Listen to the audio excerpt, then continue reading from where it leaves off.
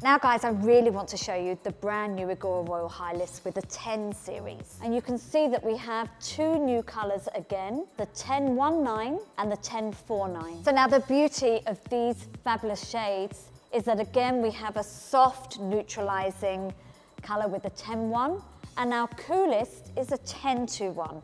Beautiful for creating those kind of platinum blondes on a level 7 and up. Now here, for me, the 1019 is utterly gorgeous. You get that very soft, sort of violety shade just coming in after the ash shade. It's beautiful. For me, I would say that these are our two sort of fashion shades.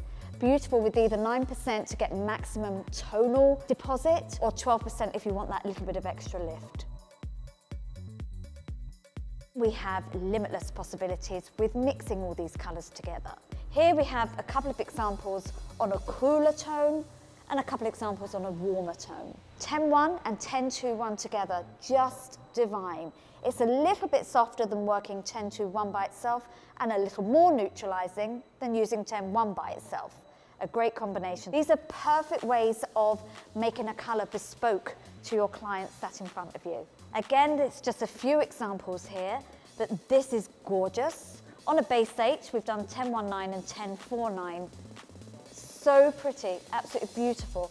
And again, you can see that kind of slight beigey rosé feel about it. It's just got that slight iridescent, pearlescent kind of feel to it. This, I think, is a really good example of how important it is to pick the right tone for the client you're doing. So here, this is on a depth 7. I've mixed 10-0 by itself, and then 10-2-1 by itself.